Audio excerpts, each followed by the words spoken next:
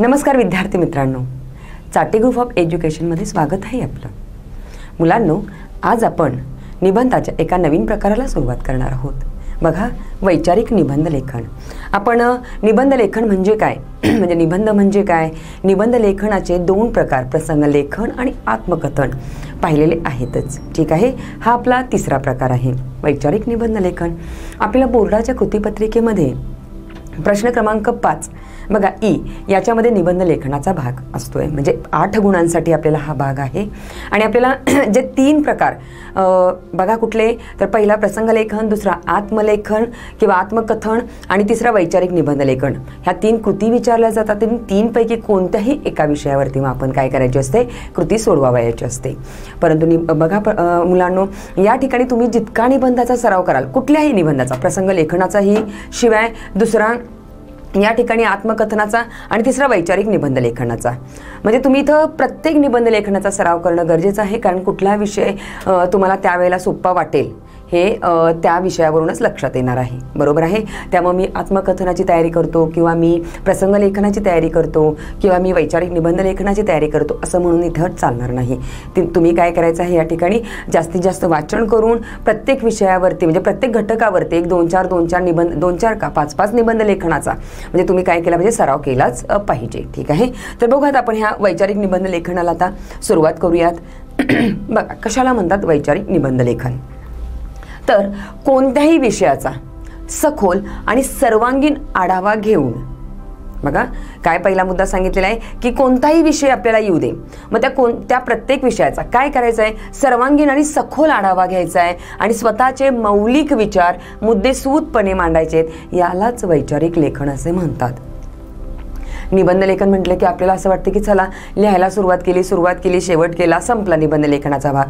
कसं तरी ओढून ताणून तुम्ही शेवट करताय, 1 2 पानं भरून टाकताय. पण असं न करता मुद्देसूदपणे लेखनाची मांडणी करणं फार आवश्यक असतं, तर आपल्याला चांगले गुण मिळतात. कारण 8 गुणांचा निबंध आहे. यामुळे इथं तुम्ही व्यवस्थित कोणता विषय दिलेला आहे त्या विषयाचा पहिल्यांदा काय केलं, म्हणजे तुम्ही करणं किंवा तुमच्या मनामध्ये त्या विषयासंबंधीचा जो काय सखोल अभ्यास किंवा जी काही माहिती असेल ती मनामध्ये आणणं, बघा त्याच्यावरती विचार करणं, चिंतन करणं आणि नंतर मग तो मनातल्या मनात आढावा घेऊन मग ते जे स्वतःचे मौलिक विचार आहेत मनामधले ते काय करणं, कागदावरती उतरवणं. इथे लक्षात, याला म्हणतात वैचारिक निबंध लेखन. सगळ्यात महत्त्वाचं आहे बघा, विषय दिल्यानंतर त्याचा सर्वांगीण आढावा घ्यायचा आहे. कारण वैचारिक निबंधामध्ये सगळं विचार करून मुद्देसूद लिहिणं यालाच महत्त्व आहे. ठीक आहे. पुढचा भाग बघा, या ठिकाणी काय केलेलं आहे वैचारिक निबंध लेखनामध्ये, स्वतःच्या विचारांना महत्त्व आहे. आपण मागे काय सांगितलेलं आहे वैचारिक निबंधामध्ये, व्याख्या काय बघितलेली आहे की सर्वांगीण आणि सखोल आढावा घ्यायचा आहे त्या विषयाच्या संबंधित. बरोबर आहे. मग ज्या वेळेला आपण सर्वांगीण आणि सखोल आढावा घेतो त्याच वेळेला बघा बरं आपण विचारच करत असतोय. बरोबर आहे. आणि ज्यावेळेला सर्वांगीण आणि सखोल आढावा त्या संबंधित मनातल्या मनात घेतो त्याच वेळेला ते विचार, मौलिक विचार, महत्त्वाचे विचार मग आपण लिहून काढतो. बरोबर आहे. म्हणून वैचारिक निबंध लेखनामध्ये कशाला महत्त्व आहे, तर विचारांना महत्त्व आहे. त्याचबरोबर तर्कशुद्ध मांडणीलाही महत्त्व असते. काही वेळेला या ठिकाणी तर्कसुद्धा आपल्याला करावा लागतो. बघा, तार्किक विचार सुद्धा करावा लागतो. मग तार्किक विचारांना, तर्कशुद्ध मांडणीला सुद्धा वैचारिक निबंध लेखनामध्ये महत्त्व आहे. म्हणजे या 2 गोष्टींवरून तुमच्या लक्षात आलं असेल वैचारिक निबंध लेखन म्हणजे काय. तर कोणताही विषय ज्यावेळेला तुम्हाला बोर्डाच्या कृतीपत्रिकेमध्ये दिलेला असतो तो विषय काय आहे तो आधी समजून घ्यायचा, व्यवस्थित वाचायचा आणि त्या विषयासंदर्भात आपल्याला असलेली सर्वांगीण माहिती ती मनातल्या मनात आणून बघा त्याविषयीचा सर्वांगीण आढावा घेऊन काय करायचं आहे, या ठिकाणी विचार मनातल्या मनात करून मग ते विचार त्या ठिकाणी मांडायचे आहेत. आणि त्या विचारांना आणखी जोड कशाची द्यायची आहे, तर या तर्कशुद्ध मांडणीची सुद्धा जोड द्यायची आहे. त्यामुळे हे घटक या ठिकाणी लक्षात घेणं महत्त्वाचं आहे. म्हणजे निबंध लिहायला बसणं म्हणजे पटकन आपलं सुचेल ते लिहित जाणं नव्हे. बघा, सुचेल तेच लिहित जायचंय, परंतु सुचेल ते लिहित असताना या ठिकाणी विचार, तर्कशुद्ध मांडणी या गोष्टींना फार महत्त्व आहे. येते लक्षात. आता पुढचा मुद्दा बघा, काय सांगितलेलं आहे, वैचारिक निबंधामध्ये दिलेले विषय हे कुठले असतात, तर आपल्या अवतीभोवतीचे, बघा आपल्या अवतीभोवतीच्या परिस्थितीच्या संदर्भातील असतात. बघा या ठिकाणी मी वाचून दाखवते, तुम्हाला जर दिसत नसेल व्यवस्थित तर मी व्यवस्थित वाचून दाखवते. काय दिलेलं आहे, वैचारिक निबंधामध्ये आपल्याला जे विषय बोर्डाच्या कृतीपत्रिकेमध्ये दिले जातात ते कुठले बरं असतात, तर आपल्या अवतीभोवतीच्या परिस्थितीच्या संदर्भातीलच असतात. म्हणजे सांगा बरं मुलांनो, इथं विचार करायला फार काय वेगळा म्हणजे वेगळा विचार करावा लागणार आहे का, किंवा आता माहिती नाही आहे मग आता मी कसा विचार करू आणि मी काय लिहू, मग असं तरी इथं आहे का, नाहीच. मुळात तुम्हाला विषय देतानाच तुमच्या अवतीभोवतीचे दिले जातात, बरोबर आहे. म्हणजेच आपण काय केलं पाहिजे, आपण मागे प्रसंग लेखनामध्ये सुद्धा सांगितलेलं आहे किंवा आत्मकथनामध्ये सुद्धा सांगितलेलं आहे, प्रसंग लेखनामध्ये सांगितले बघा, निरीक्षण शक्ती महत्त्वाची आहे आणि निरीक्षण शक्तीच्या द्वारा, कल्पनाशक्तीच्या द्वारा लेखन कौशल्य आपलं विकसित करणं फार महत्त्वाचं आहे, बरोबर आहे. म्हणजे निरीक्षण शक्तीचा या ठिकाणी आपल्याला उपयोग होऊ शकतो, बरोबर आहे. आपल्या अवतीभोवतीची परिस्थिती त्या विषयावरती आपल्या लिखाण करता येणं फार महत्त्वाचं असतं, कारण निबंध ही एक कलाच आहे, निबंध हे एक कौशल्यच आहे, बरोबर आहे. त्यामुळे लक्षात घ्या, जे कृतीपत्रिकेमध्ये विषय दिले जातात ते आपल्या अवतीभोवतीचेच असतात. त्यामुळे वेगळं काहीतरी आहे, मग आता मला जमेल का नाही हा विचार करण्याआधी प्रत्येक विषयावरती सराव करून आपण प्रत्येक विषयाच्या संदर्भात आपले विचार आपल्या कागदावरती उतरवणं, मांडणं, लेखन करणं आपल्याला जमलं तर तुम्हाला बोर्डाच्या कृतीपत्रिकेमध्ये मग कुठलाही विषय येऊ दे आरामात तुम्हाला सुचत जातं आणि तुम्ही लिहित जाता, बरोबर आहे. पुढचा मुद्दा बघा, या ठिकाणी काय सांगितलंय, आपल्या भोवतीच्या सध्याच्या परिस्थितीत कोणत्या, बघा या ठिकाणी त्रुटी आहेत, त्या त्रुटीमागील कारणे कोणती आहेत, शिवाय ती कारणे कशी दूर करता येतील, बघा ही कारणे दूर करताना कोणत्या अडचणी संभावतात, त्या अडचणींवरती मात कशी करावी इत्यादी प्रश्नांचा उहापोह या प्रकारच्या लेखनात अपेक्षित असतो. या प्रकारच्या म्हणजेच वैचारिक निबंध लेखनामध्ये, वैचारिक निबंधाला चिंतनात्मक निबंध असेही म्हणतात. बघा या ठिकाणी ही स्क्रीन किंवा इथं सुद्धा तुमच्या जर लक्षात येत नसेल तर मी वाचून पुन्हा एकदा दाखवणारच आहे. फक्त इथं आपल्याला वैचारिक निबंध लेखनाला आणखीन एक शब्द कोणता बरं मिळाला, तर चिंतनात्मक निबंध लेखन. बघा आपण सुरुवातीलाच वैचारिक निबंध म्हणजे काय बरं सांगितलेलं आहे. वैचारिक निबंध लेखन म्हणजेच बघा जो कोणता विषय असतो त्या विषयाच्या संदर्भात बघा सखोल परिस्थितीचा आढावा घेणं, सर्वांगीण आढावा घेणं आणि मग स्वतःचे मौलिक विचार त्या ठिकाणी मांडणं. म्हणजेच वैचारिक निबंध लेखनामध्ये कशाला बरं महत्त्व आहे, एक विचारांना आणि दुसरं या ठिकाणी तार्किक मांडणीला किंवा तार्किक विचाराला, बरोबर आहे. म्हणजे तर्कशुद्ध मांडणीला महत्त्व आहे. मग ज्यावेळेला आपण विचार करतो, ज्या वेळेला तर्कशुद्ध मांडणी म्हणजे त्या मांडणीमध्ये कशा पद्धतीनं आपले विचार असतील किंवा तर्कशुद्ध मांडणी करून कशा पद्धतीनं लेखन करायचं यालाच काय म्हणलं जाणार आहे, चिंतनात्मक, चिंतन करणं, बरोबर आहे. विचार करणं, चिंतन करणं त्या विषयावरती आणि मग तो मुद्दा लिहून काढणं म्हणजेच वैचारिक निबंध लेखन, म्हणजेच चिंतनात्मक निबंध लेखन. मग आता चिंतनात्मक निबंध लेखन किंवा वैचारिक निबंध लेखनामध्ये कोणकोणत्या गोष्टींचा विचार करावा लागतो. एक नंबरला बघा, आपल्या भोवतीच्या सध्याच्या म्हणजे आपल्या सभोवताली अनेक वेगवेगळ्या घटना घडत असतात, बरोबर आहे. अनेक वेगवेगळे विषय असतात. मग त्या संदर्भात सध्याच्या परिस्थितीमध्ये कोणत्या बरं त्रुटी आहेत. दुसरा, त्या त्रुटींमागील कारणे कोणती आहेत. बघा त्रुटी कोणत्या आहेत, त्या त्रुटी निर्माण होण्यामागे कारणे कोणती आहेत, ही कारणे मग कशी दूर बरं करता येतील. कारण कारणे दूर झाली तर ती त्रुटी, ती समस्या दूर होणार आहे. ही कारणे दूर करत असताना मग कोणत्या अडचणी, कारणे दूर करायची असतील, त्रुटी दूर करायच्या असतील, बघा बरं समस्या सोडवायची असेल तर त्याच्यामध्ये अडचणी सुद्धा येतात, बरोबर आहे. मग त्या अडचणींवरती कशी मात करायची या ठिकाणी या सगळ्या प्रश्नांचा उहापोह किंवा सगळ्या प्रश्नांचा विचार कुठं बरं केला जातो, या प्रकारच्या निबंध लेखनामध्ये केला जातो. ठीक आहे. म्हणजे आपण नंतर एक उदाहरण पाहणारच आहोत. मग त्याच्यावरून तुमच्या लक्षातच येईल की इथं आपण कशा पद्धतीनं हे जी इथं प्रश्नावली घेतलेली आहे आणि त्या प्रश्नांचा विचार का बरं वैचारिक निबंध लेखनामध्ये करावायचा असतो हे तिथं लेखन करत असताना किंवा ते उदाहरण मी ज्यावेळेला सांगेन त्यावेळेला तुमच्या लक्षात येणार आहे. कारण आपल्या अवतीभोवतीचे जेव्हा विषय येतात निबंध लेखनासाठी त्यावेळेला एकतर चांगला विचार आणि वाईट विचार म्हणजे अनुकूल विचार सुद्धा तिथं तुम्ही लिहिणं गरजेचं असतं आणि अनुकूल विचारांसोबत प्रतिकूल विचार लिहिणं सुद्धा आवश्यक असतं, बरोबर आहे. मग अशा वेळेला तुम्हाला ह्या सगळ्या गोष्टींचा किंवा या सगळ्या प्रश्नांचा विचार तिथं करणं गरजेचं आहे. म्हणजे ती समस्या निर्माण होते, मग ती समस्या दूर करण्यामागची कारणं म्हणजे उपाययोजना कराव्या लागतात. आधी कारणं शोधावी लागतात की ही समस्या का बरं निर्माण झालेली आहे, बरोबर आहे. मग त्या कारणांमुळे जर ही समस्या निर्माण होत असेल तर ती कारणं दूर केली पाहिजेत, बरोबर आहे. मग कारणं दूर करत असताना अडचणी तर निर्माण होणारच, बरोबर आहे. मग त्या अडचणीवरती सुद्धा मात केली पाहिजे, बरोबर. आणि अडचणींवरती मात करून उपाययोजना आखून ती समस्या दूर करता येऊ शकते, बरोबर आहे. म्हणजे अशा सगळ्या गोष्टींचा विचार या ठिकाणी कुठल्या निबंध लेखनामध्ये करावा लागतो, वैचारिक निबंध लेखन, की ज्याला दुसरा या ठिकाणी शब्द कोणता आहे, चिंतनात्मक निबंध लेखन. ठीक आहे मुलांनो. आता पुढे बघा, मुळात ज्यावेळेला आपण कृतीपत्रिकेमध्ये एखादा विषय दिल्यानंतर तो वैचारिक निबंध कसा बरं लिहायचा असतो. आता आपण फक्त वैचारिक निबंध म्हणजे काय, बरोबर आहे, काय काय याच्यामध्ये समाविष्ट होऊ शकतं याचा विचार केलेला आहे. म्हणजे विचारांना महत्त्व आहे, तार्किक मांडणीला महत्त्व आहे, बरोबर आहे. पण लिखाण करत असताना सुद्धा काही मुद्दे असतात, स्टेप्स असतात. त्या स्टेप्सने आपण जर लिहित गेलो तर आपल्याला कुठल्याही प्रकारचा निबंध लिहिताना अडचणी निर्माण होत नाहीत. तर बघा बरं, वैचारिक निबंध लेखन करताना कोणत्या गोष्टी लक्षात घ्यायच्या. नंबर 1 काय दिसतंय या ठिकाणी, विचारांना प्राधान्य असते. आपण वैचारिक निबंध लेखन म्हणजेच काय सांगितलेलं होतं, तर विचारांना महत्त्व आणि तर्कशुद्ध मांडणीला महत्त्व. आला की नाही पहिला मुद्दा, की वैचारिक निबंध लेखनामध्ये सगळ्यात महत्त्वाचं विचारांना स्थान किंवा विचारांना प्राधान्य असते.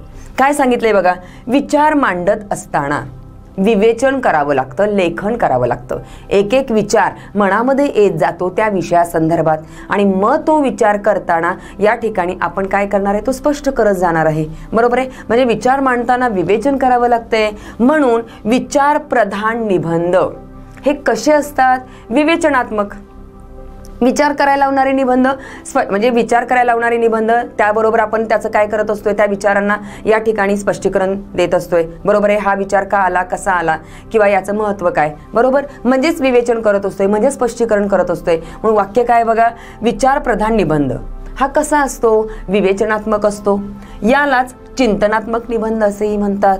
या लेखनात स्वतःच्या विचारांना महत्त्व असतेच, शिवाय तर्कशुद्ध मांडणीला सुद्धा महत्त्व असते. म्हणजे आत्तापर्यंतच्या आपल्या ह्या स्पष्टीकरणावरून, आत्तापर्यंतच्या ह्या विवेचनावरून काय बरं तुमच्या लक्षात आलेलं आहे, तर वैचारिक निबंध लेखनामध्ये सगळ्यात महत्त्वाचं विचारांना महत्त्व आहे पहिली गोष्ट, आणि दुसरी गोष्ट तर्कशुद्ध मांडणीला महत्त्व आहे, बरोबर आहे. म्हणूनच या निबंध लेखनाच्या प्रकाराला दुसरा आणखी शब्द कुठला आहे, चिंतनात्मक निबंध लेखन, किंवा या ठिकाणी बघा विवेचनात्मक लेखन असेही म्हटलं जातं. आपण म्हणतोच ना, ह्या सगळ्या आत्तापर्यंतच्या विवेचनामधून तुमच्या काय बरं लक्षात आलं, ह्या आत्तापर्यंतच्या स्पष्टीकरणामधून काय लक्षात आलं, म्हणजे तो विचार स्पष्ट करणं थोडक्यामध्ये. ठीक आहे. आता बघा दुसरा मुद्दा, विचाराला सुद्धा किती बाजू आहेत बघा बरं, 2 बाजू आहेत. विचार करतोय ना, मग आलेला विचार आपण लिहून पण काढतोय, बरोबर आहे. कारण वैचारिक निबंध लेखनामध्ये विचाराला महत्त्व आहे, तर्कशुद्ध मांडणीला महत्त्व आहे. पण या विचाराला सुद्धा किती बाजू आहेत, 2 बाजू आहेत, बरोबर आहे. पहिली बाजू बघा आता, म्हणजे 2 बाजू म्हणजे आधी बघूयात आपण काय सांगितलंय. वैचारिक निबंधात वर्णन, कथन किंवा कल्पना, अपेक्षा, विचार महत्त्वाचा असतो. बघा काय काय महत्त्वाचं आहे वैचारिक निबंध लेखनामध्ये, तर वर्णन, कथन किंवा कल्पना, अपेक्षा, विचार. ठीक आहे. आता विचार म्हटला की 2 बाजू. आपले विचार मांडताना आपल्या विचाराला अनुकूल असलेले सगळे मुद्दे आपण लक्षात घेतले पाहिजेत, येते लक्षात.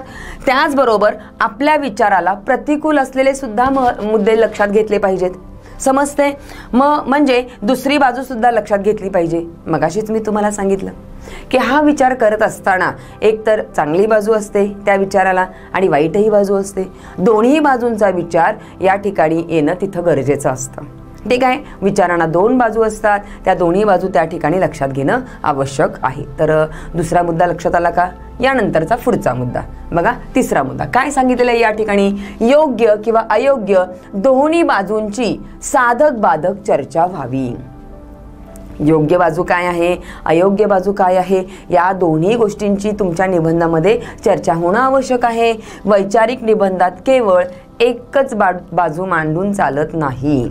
दोन्ही बाजू मांडणं आवश्यक आहे. नाण्याला जशा दोन बाजू असतात, माहिती आहे तुम्हाला, छापा आणि काटा, दोन्हींचाही विचार केला जातो, बरोबर आहे. तसंच वैचारिक निबंध लेखनामध्ये सुद्धा दोन्ही बाजूंचा विचार करणं आवश्यक आहे. ठीक आहे. तो जो आपल्याला विषय दिला जातो त्या विषयाच्या संदर्भात चांगली बाजू आणि वाईट बाजू किंवा अनुकूल बाजू किंवा प्रतिकूल बाजू दोन्ही बाजूंचा विचार करणं आवश्यक आहे. म्हणजे अयोग्य, बघा, योग्य अशा दोन्ही बाजूंचे खंडन मंडन झाले पाहिजे. खंडन मंडन म्हणजे काय, दोन्ही बाजू तिथं लेखनामध्ये तुमच्या आल्या पाहिजेत. नंतर यातील खंडन म्हणजे विरुद्ध बाजू दाखवून त्यातील उणिवा दाखवणे. खंडन म्हणजे काय सांगितलेलं आहे या ठिकाणी, बघा, विरुद्ध बाजू दाखवायची आणि त्यातील उणिवा दाखवणे. तर मंडन म्हणजे काय, आपली बाजू कशी योग्य आहे हे काय करायचंय, दाखवून किंवा पटवून द्यायचं आहे. लक्षात आलं का तुम्हाला काय म्हणलेलं आहे, योग्य अयोग्य अशा दोन्ही बाजूंचे खंडन मंडन झालं पाहिजे. म्हणजेच काय, चांगली बाजू मांडायची आणि वाईट बाजू मांडायची. फक्त काय इथं तोच मुद्दा आहे, फक्त शब्द बदलल्यामुळे तुम्हाला एक वेगळं वाटणार आहे. तर चांगली बाजू म्हणजेच बघा या ठिकाणी खंडन म्हणजे काय, विरुद्ध बाजू, बरोबर आहे, म्हणजे प्रतिकूल बाजू. ठीक आहे. आणि मंडन म्हणजे काय, आपली बाजू कशी योग्य म्हणजेच चांगली बाजू, बरोबर आहे. त्यालाच काय म्हटलं जाते, मंडन म्हटलं जाते. मग या ठिकाणी या गोष्टी पण इथं नमूद करणं आवश्यक आहे. ठीक आहे.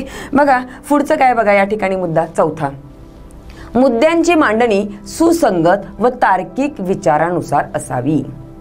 आता तुम्ही जे मुद्दे मनामध्ये आणताय, बघा जो विचार तुम्ही मनामध्ये आणलेला आहे तर तो त्या ठिकाणी काय करायचा आहे, या ठिकाणी मुद्देसूदपणे लिहायचा आहे. आणि मुद्दे मांडत असताना सुद्धा एकमेकांशी प्रत्येक मुद्दा हा जोडला गेला पाहिजे. म्हणजे सुसंगत आणि तार्किक, म्हणजे या ठिकाणी मुद्दे हे कसे पाहिजे, सुसंगतच पाहिजेत.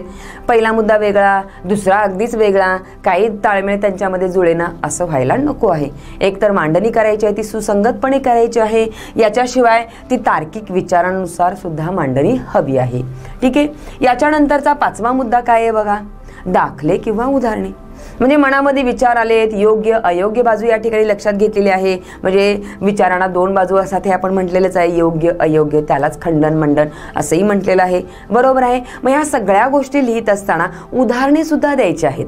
पटवून सांगायचा आहे तो मुद्दा की कशा पद्धतीनं ही चांगली बाजू आहे, कशा पद्धतीनं ही वाईट बाजू आहे.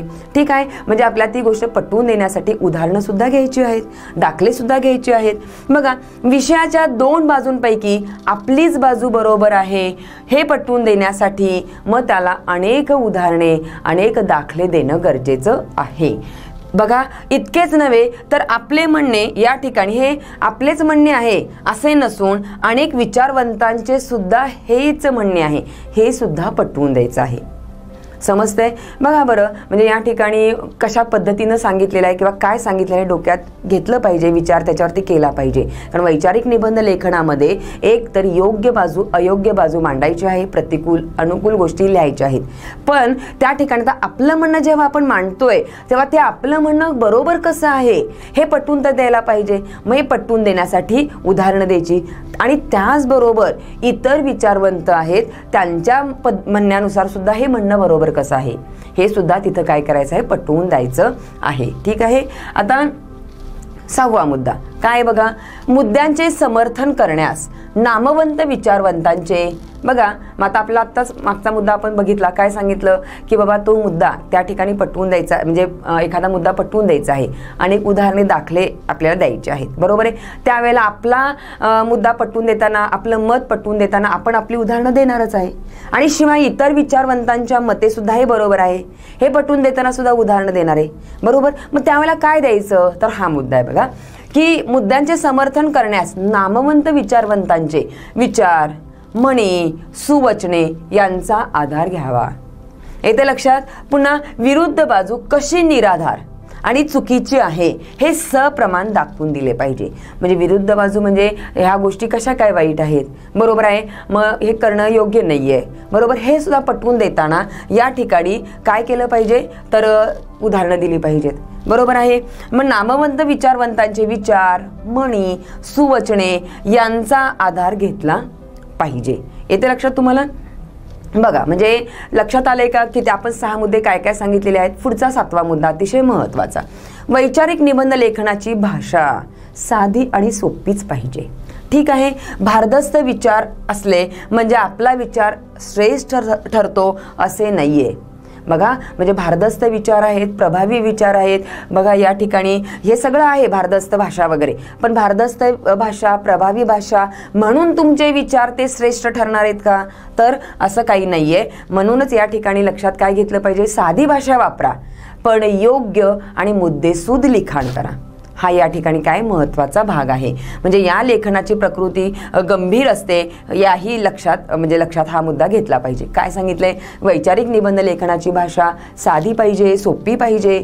भारदस्त विचार असली म्हणजे आपला विचार श्रेष्ठ ठरतो किंवा खूप चांगला आहे असं नाहीये, पण या लेखनाची प्रकृती मात्र गंभीर असते, हेही लक्षात घेतले पाहिजे. म्हणजे लेखन करत असताना प्रकृती गंभीर असणं म्हणजे काय, आपल्याला माहिती आहे लेखन करत असताना चांगले मुद्दे लिहिणं ठीक गरजेचंच आहे, पण ज्यावेळेला इतर मुद्दे आपण घेत असतो तेव्हा ते पटवून सुद्धा देता आले पाहिजेत, योग्य उदाहरणं देऊन. ठीक आहे, म्हणजे इथं काही लिहून चालत नाही, म्हणून या ठिकाणी लक्षात घेणं हा मुद्दा आवश्यक आहे. ठीक आहे, पुढचा बघा आता या निबंध लेखनाचा शेवट. काय सांगितले, आपल्या विचाराबाबतचा निष्कर्ष स्वभाषेत मांडणे अपेक्षित आहे. आतापर्यंत तुम्ही जे लेखन केलेलं आहे बघा, त्याचा थोडक्यात सारांश म्हटलं तरी चालेल. ठीक आहे, निष्कर्ष काय बरं याच्यावरून लक्षात येतं आपल्याला, जसं उत्तर लिहिताना आपण शेवट करतो अशा रीतीने किंवा वरील प्रमाणे हे असं सांगितलेलं आहे. ठीक आहे, तशाच पद्धतीने आपल्या निबंध लेखनाचं सुद्धा व्यवस्थित शेवट करणं गरजेचं आहे. म्हणजे त्या विचाराबाबतचा निष्कर्ष त्या आपल्या स्वभाषेमध्ये मांडणं याला महत्त्व आहे. ठीक आहे, म्हणजे वैचारिक लेखनामध्ये कोणत्या कोणत्या मुद्द्यांचा अभ्यास केला पाहिजे हे तुमच्या लक्षात आलेलं असणार आहे. ठीक आहे, तर आपण जे मुद्दे सांगितलेले आहेत ते व्हिडिओ पॉज करून तुम्ही व्यवस्थित ते लिहून काढायचे आहेत वहीमध्ये. आता एक उदाहरण आपण घेणार आहोत की वैचारिक निबंध आल्यानंतर कशा पद्धतीने लेखन करायचं आहे, की आपण आत्तापर्यंत जे मुद्दे बघितले ते मुद्दे आणि आपलं लिखाण बघा हे तुमच्या इथं मग लक्षात येणार आहे. काय विषय बघा, भारत माझा देश आहे, या विषयावर तुमचे मत लिहा. कसं मत लिहायचंय किंवा काय लिहायचंय. आता या ठिकाणी हा वैचारिक लेखनाचा म्हणजे भाग आहे, बरोबर आहे. भारत माझा देश आहे या विषयावर तुमचे विचार लिहा. काय याच्यामध्ये येणार आहे, कसं लिहिलंय बघा. सुरुवातच कशी केलेली आहे, शाळेत आपण दररोज घेत असलेल्या प्रतिज्ञेतील पहिलं वाक्य म्हणजे काय बरं, भारत माझा देश आहे, विविधतेने नटलेला सुजलाम सुफलाम असा आपला भारत. बघा, भारत देश सर्वांना प्राणाहून प्रिय आहे.